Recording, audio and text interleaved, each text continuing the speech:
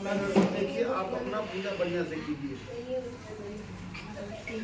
ओम हरि ओम स्वस्ति नः इंद्रो हवि सर्वाः स्वस्ति नः पूषा विश्ववेदाः स्वस्ति न क्षत्रयो जनिष्ठनेमिः स्वस्ति न बृहस्पतिः ददातु पुष्यदशमं मारुतिः पुष्टिमन्तरं सुमयोवनो विदधेषु जगमया यज्ञिजेवा मानवासुरचक्रसो विश्ववेनो देवा यज्ञवासाग्निः भद्रकर्मेषु श्रेयो यं देवा भद्रायष्टिरो शतमिन्नो शार्दो यतिदेवा यत्र दशचकराय तमो मासो पुत्रवासो यत पित्रो भवन्तु मौनमद्य हृदयतो गतो यदति पञ्चजनार्दनं पुनः शान्तिः शान्तिः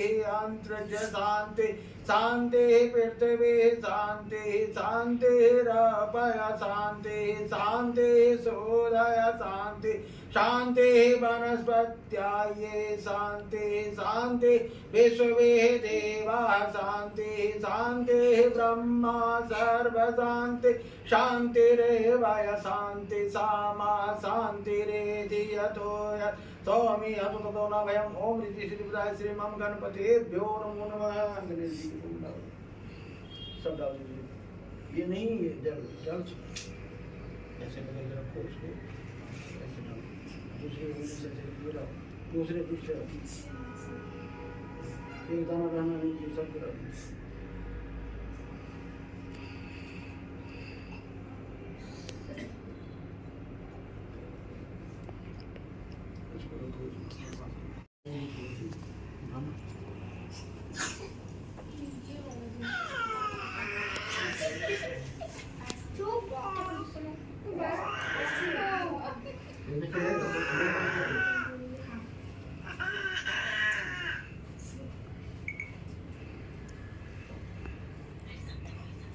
ओम श्री मम गणपतिभ्यो नमो नमः। भ्यो नमः को उच्चार करना भ्यो नमः। हाँ थोड़ा जोर से बोलो। ओम श्री गणपतिभ्यो नमः। ओम लक्ष्मी नारायणीय भ्यो नमः। उमा महेश्वराय भ्यो नमः। वाणी हिरण्यस्य गर्भाय भ्यो नमः। सचिपुत्राय भ्यो नमः। माता पिता चरण कमलेभ्यो नमः। इष्ट देवताभ्यो नमः। कुल देवताभ्यो नमः। ग्राम देवताभ्यो नमः। सर्वे देवेभ्यो नमः। ओम वास्तुदेवताभ्यो नमः। स्थान देवताभ्यो नमः। सर्वेभ्यो देवेभ्यो नमः। सर्वे ब्राह्मणेभ्यो नमः। ओम रिद्धि सिद्धि बुधाहिते मम श्री गणपतिभ्यो नमो नमः। हाथ जोड़ लीजिए अक्षत हाथ में रखिए ऐसे करके हाथ में ऐसे इस तरीके से वो ऐसे हाँ। ओम शमशेखरागंध कपिलो गजानन कलंबोदर कविराटो विघ्ननाशो विनायकं धूम्रकेतो यक्षणो भालचंद्रमो गजाननं द्वादशे तानि नमानि येन अपरियन्ति दीपे विद्यावरं वाच परवेशे नित्यं संकटे निश्चय ही दुखों का नाश हो सकेगा ऐसा मन में सोच करके विष्णु लोक को गए। वहां श्वेत वर्ण और 4 भुजाओं वाले देवों के इस सत्यनारायण को जिसके हाथ में शंख चक्र गदा और पद्म थे तथा वरमाला पहने हुए थे उन्हें देख करके स्तुति करने लगे। हे भगवान आप अत्यंत शक्ति से संपन्न हैं। मन तथा वाणी से आपको कोई नहीं पा सकता। आपका आदि मध्य अंत नहीं है। बिल्कुल स्वरूप दृष्टि के कारण भक्तों को ये दुखों को नष्ट करने वाले हो।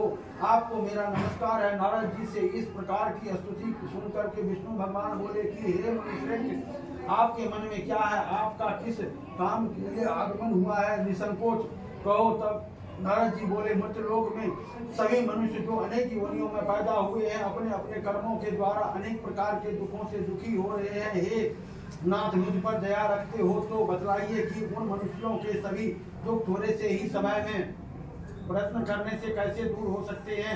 श्री भगवान बोले हे नारद मनुष्यों की भलाई के लिए तुमने बहुत अच्छा बात पूछी है। जिस काम के करने से मनुष्य मोह से छूट जाता है वह मैं कहता हूँ सुनो।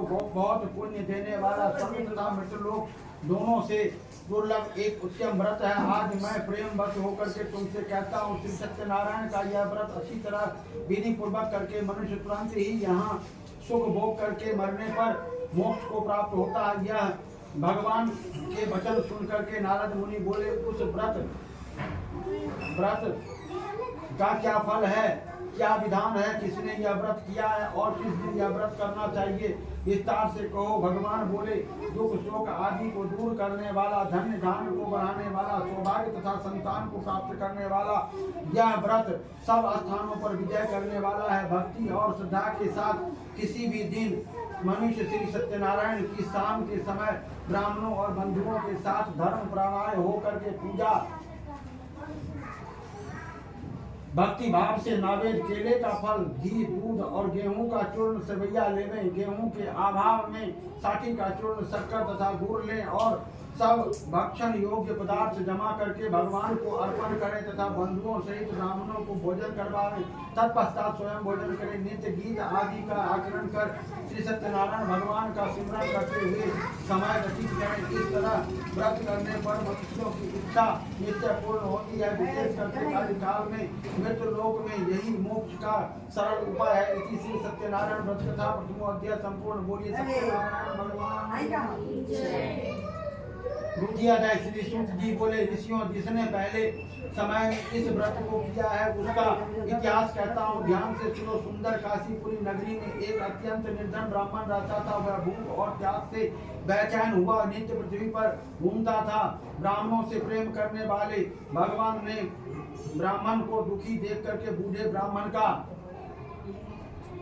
रूप धर उसके पास आदर के साथ पूछा, हे विप्र, नित्य दुखी हुआ पृथ्वी पर क्यों घूमता है? श्रेष्ठ ब्राह्मण, यह सब मुझसे कहो, मैं सुनना चाहता हूँ। ब्राह्मण बोला, मैं निर्धन हूँ, भिक्षा के लिए पृथ्वी पर फिरता हूँ। हे भगवान, यदि आप इसका उपाय जानते हो तो कृपा करके कहो। वृद्ध ब्राह्मण बोला कि सत्यनारायण भगवान मनोवांछित फल देने वाले हैं, इसलिए हे ब्राह्मण, तुम उसका पूजन कर, जिसके करने से मनुष्य सब दुखों से मुक्त होता है। ब्राह्मण को वो व्रत का सारा विधान बतला करके दूल्हे लकड़हारा का रूप धारण करने वाले श्री सत्यनारायण भगवान अंतर्ध्यान हो गए।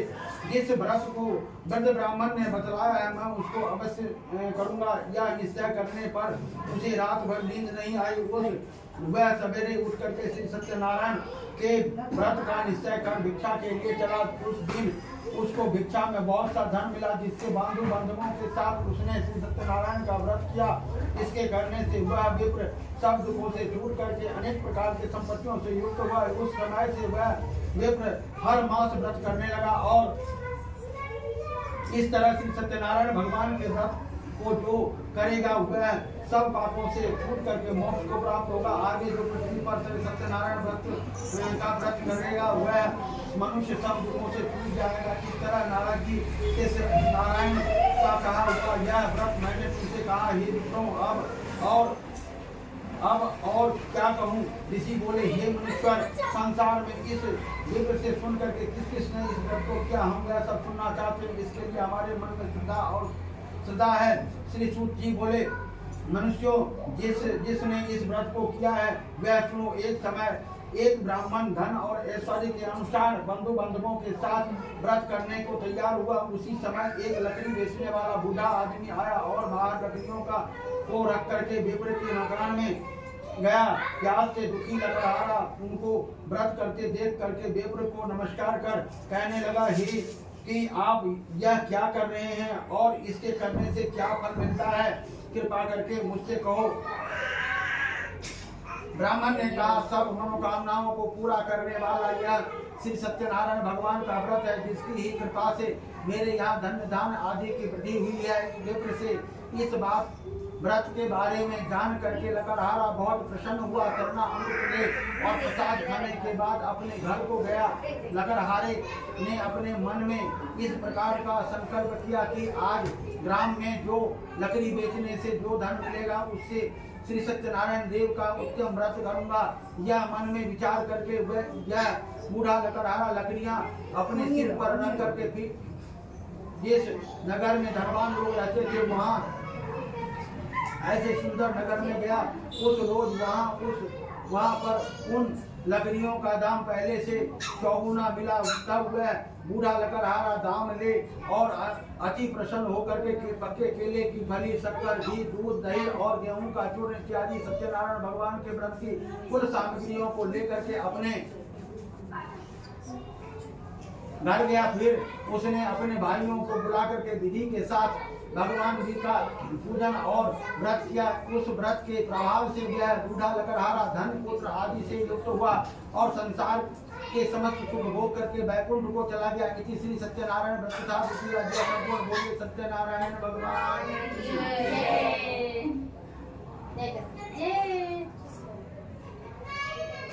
तृतीय अध्याय। श्री सूत जी बोले, हे श्रेष्ठ मुनियों, अब आगे की कथा कहता हूँ, सुनो। प्राचीन समय में उल्कामुख नाम का एक बुद्धिमान राजा था। वह सतयुग था और जितेंद्रिया था। प्रतिदिन देव स्थानों पर जाता तथा गरीबों को धन देकर के उसके कष्ट दूर करता था। उनकी पत्नी कमल के समान मुखवाली तथा सती स्वादी की भद्रशिला नदी के तट पर उन दोनों ने श्री सत्यनारायण का व्रत किया। उस समय में वहाँ एक साधु वैश्य आया। उसके पास व्यापार के लिए बहुत सा धन था। वह नाव को किनारे पर ठहरा करके राजा के पास आ गया और राजा को व्रत करते हुए देख करके विनय के साथ पूछने लगा, हे राजन, भक्ति और युक्ति चित्त से यह आप क्या कर रहे हो? मेरी सुनने की इच्छा है तो आप यह मुझसे बतलाइए। राजा बोले, हे साधु, अपने बंधुओं के साथ पुत्र आदि की प्राप्ति के लिए यह एक शक्तिवान सत्यनारायण भगवान का व्रत पूजन किया जा रहा है। राजा के वचन सुनकर के साधु वैश्य आदर से बोला, हे राजन, मुझसे इसका सब विधान कहो, मैं भी आपके कथना अनुसार इस व्रत को करूंगा। मेरे भी कोई संतान नहीं है और इससे निश्चय होगी। राजा से सब विधान सुन व्यापार से निवृत्त हो वह आनंद के साथ घर गया। साधु ने अपनी स्त्री से संतान देने वाले उस व्रत का समाचार सुनाया और कहा कि जब मेरे संतान होगी तब मैं उस व्रत को करूंगा। साधु वैश्य ने ऐसे वचन अपनी स्त्री लीलावती से कहे। ऐसे दिन सब उनकी स्त्री लीलावती पति गृह में के साथ आनंदित हो सांसारिक धर्म में प्रवृत्त होकर के श्री सत्यनारायण भगवान की कृपा से गर्भवती हो गई तथा 10वें महीने में उसको एक सुंदर कन्या का जन्म हुआ। वह दिनों दिन इस तरह बढ़ने लगी जैसे शुक्ल पक्ष का चंद्रमा बढ़ता है। कन्या का नाम कलावती रखा गया। तब लीलावती मीठे शब्दों में अपने पति से कहा, जो आपने संकल्प किया था कि भगवान का व्रत करूंगा, अब आप इसे करिए। साधु बोला, हे प्रिय, इसके विवाह पर कराऊंगा। इस प्रकार अपनी पत्नी को आश्वासन देकर वह नगर के ओर चला गया। पितृगृह में वृद्ध होकर के प्राप्त हो गई और साधु ने जब नगर के सखियों के साथ अपनी पुत्री को देखा परंतु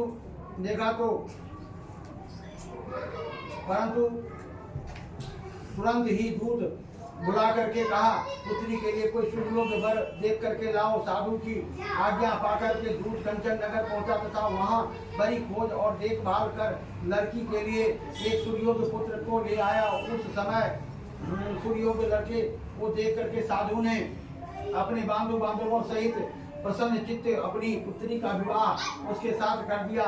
किंतु दुर्भाग्य से विवाह के समय भी उस व्रत को करना भूल गया। तब श्री सत्यनारायण क्रोधित हो गए और श्राप दिए कि तुम्हें दारुण दुख प्राप्त होगा। अपने कार्य में कुशल साधु बानिया जमाता सहित समुद्र के समीप स्थित रतनपुर नगर में गया और वहां दोनों ससुर जमाई चंद्रकेतु राजा के उस नगर में व्यापार करने लगे।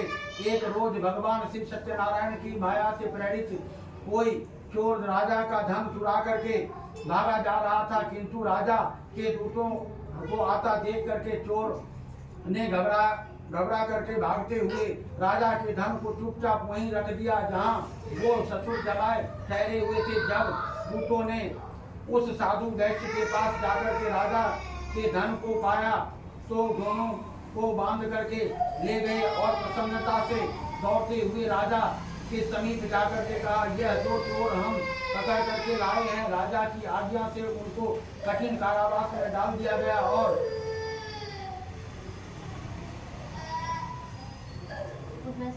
उनका धन छीन लिया दिया गया। श्री सत्यनारायण भगवान के श्राप द्वारा उनकी पत्नी भी घर पर बहुत पीड़ा तथा भूख प्यास से अति दुखित हो अन्न की चिंता में कलावती एक ब्राह्मण के घर गई। वहां उसने श्री सत्यनारायण भगवान का व्रत होते देखा। फिर कथा सुनी तथा प्रसाद ग्रहण कर रात को घर गई। माता ने कलावती से कहा, पुत्री अब तक कहाँ रही, वह तेरे मन में क्या है? कलावती बोले, हे माता, मैंने एक ब्राह्मण के घर श्री सत्यनारायण भगवान का पूजन देखा है। कन्या के वचन सुनकर लीलावती भगवान के पूजन की तैयारी करने लगी। लीलावती ने परिवार और बंधुओं सहित श्री सत्यनारायण भगवान का पूजन किया और वर मांगा, मेरे पति और दामाद शीघ्र घर आ जावें, और साथ ही प्रार्थना की कि हम सबका अपराध क्षमा करो। श्री सत्यनारायण भगवान इस व्रत से संतुष्ट हो गए और राजा चंद्रकेत को स्वप्न में दर्शन दे करके कहा, हे राजन, दोनों व्यक्तियों को प्रातः ही छोड़ दो और उनका सब धन जो तुमने ग्रहण किया है दे दो, नहीं तो मैं तेरा धन राज्य पुत्र आदि सब नष्ट कर दूंगा। राजा से ऐसे वचन कह करके भगवान अंतर्ध्यान हो गए। प्रातः काल राजा चंद्रकेतु ने सभा में अपना स्वप्न सुनाया। फिर दोनों वाणिक पुत्र को कारागार से मुक्त कर सभा में बुलाया। दोनों ने आकर के राजा को नमस्कार किया। राजा मीठे वचनों से बोला, हे महाबाहो, भावी बस ऐसा कठिन दुख प्राप्त हुआ है, अब तुम्हें कोई भय नहीं। ऐसा कहकर के राजा ने उनको नए नए वस्त्र आभूषण पहनाए तथा उनका जितना धन लिया था उससे दोगुना धन दे करके आदर सहित विदा किया। दोनों वैसे अपने घर को चल दिए। इति श्री सत्यनारायण व्रत कथा द्वितीय अध्याय संपूर्ण। बोलिए सत्यनारायण भगवान की जय। चतुर्थ अध्याय।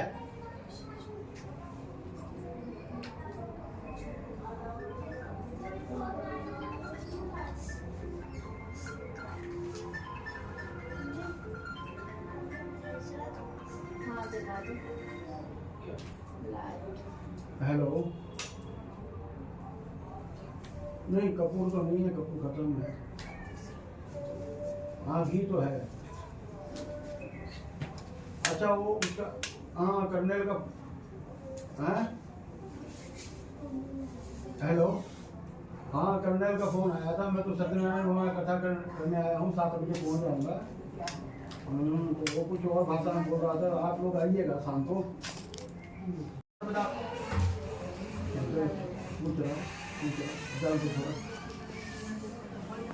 ये कपूर को बुलाओ। इसी नहीं लगता वो भी सुनाने को जाता है होने का तो बहुत करती है माफी जाने के पते हैं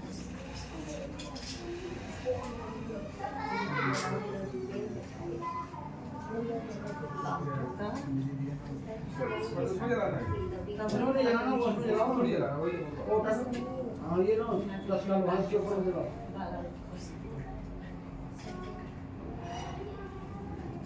और 2-3 डाल दो उसमें।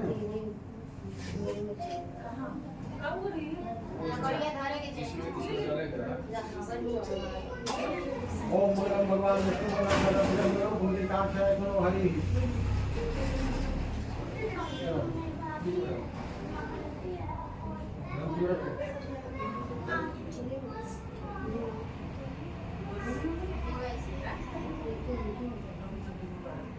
और डाल दो।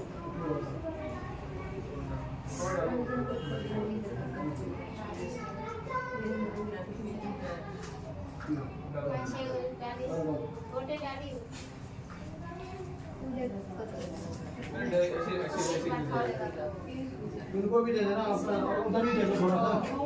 एक कटोरी दे देना, कटोरी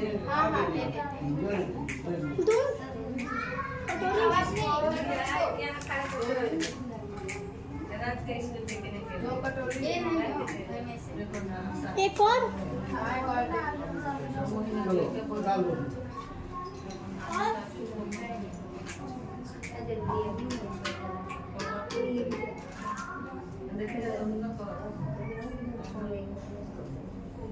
आप लोग भी लीजिए। नहीं ऑन करना है। प्रणाम करना है। आपकी क्या है ना?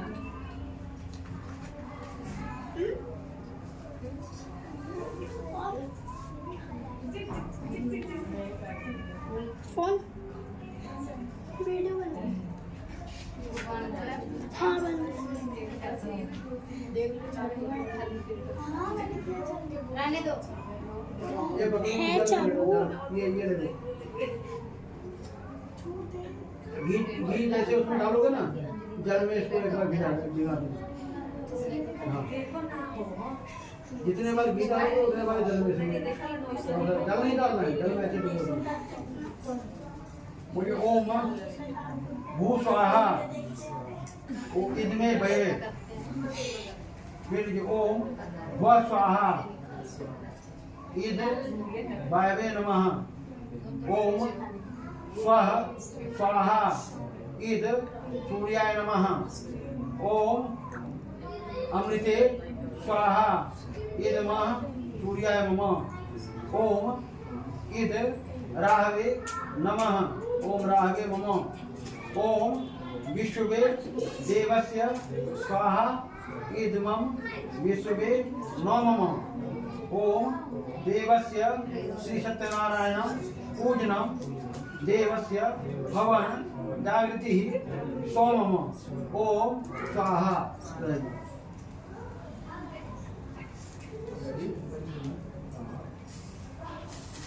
आप लोग थोड़ा डाल के लिएगा एक उसमें।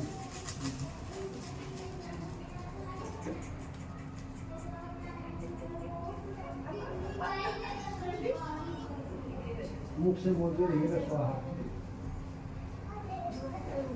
स्वाहा स्वाहा स्वाहा स्वाहा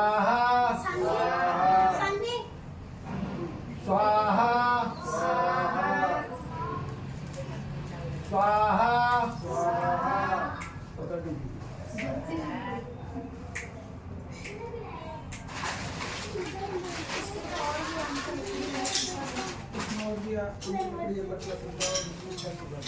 ये सूखा है। लाओ लाओ। हाँ, ये लाओ। अरे 2 मिनट रुक जाओ। रहने दो, रहने दो।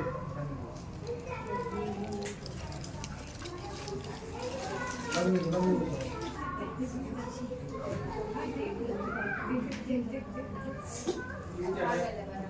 बच्ची नहीं है ना, वो डालोगे तो भी सकता है।